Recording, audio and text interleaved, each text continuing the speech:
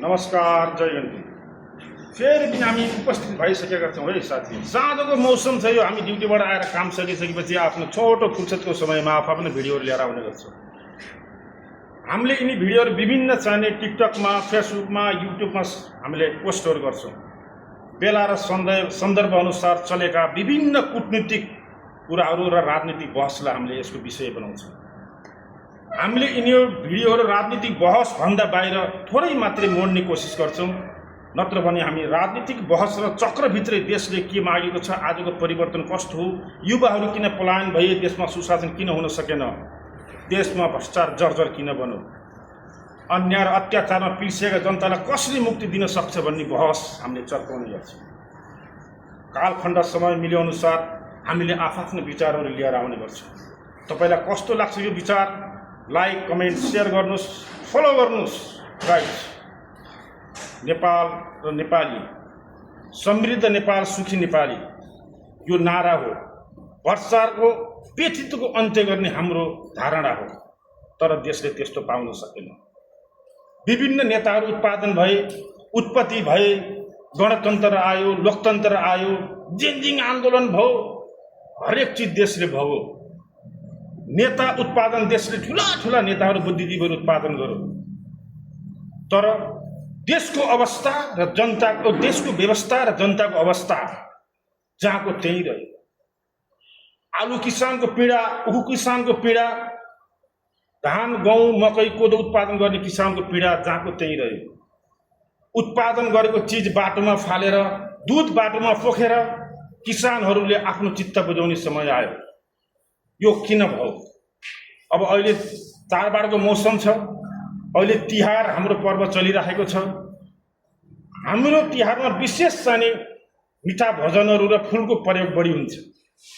यही बेला चिनी गुडको सर्टेज हुन्छ, यही बेला फुलको सर्टेज हुन्छ, कालो बजारी हुन्छ, इन्डियाबाट आयात धेरै हुन्छ। त्यसलाई रोक्ने कुनै सरकारको पहल हुन्न। किन पहल हुन्न?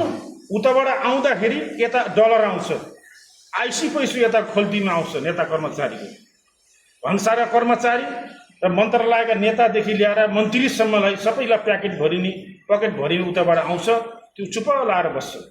यसको निवारण कसले गर्ने? अब यसको निवारण राष्ट्रिय स्वतन्त्र पार्टीले गर्ने। त्यसैले हामी यसमा लागेका छौँ।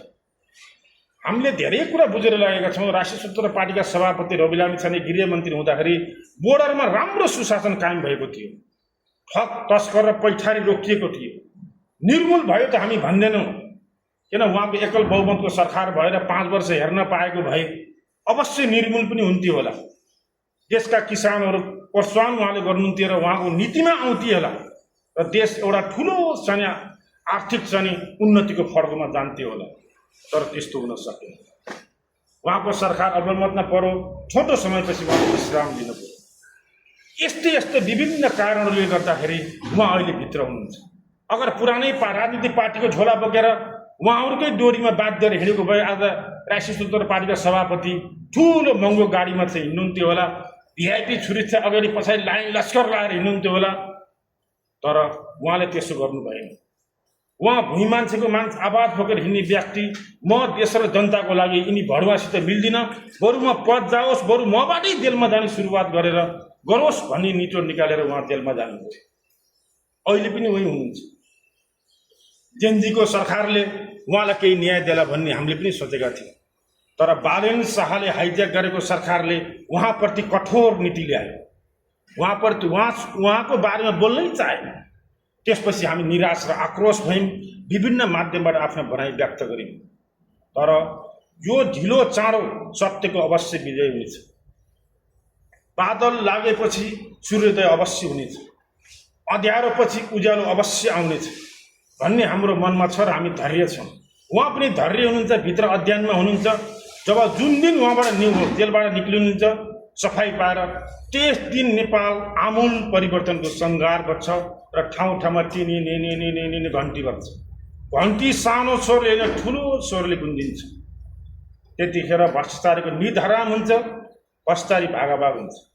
त्यो नामै काफी छ रविलामी छाने। अरू त्योभन्दा बयान गर्न जरुरी नै छैन। जय देश, जय गण्डी। फेरि अर्को भिडियोमा हामी उपस्थित हुने नै छौँ। सलाम साथी हो। ल आजलाई धेरै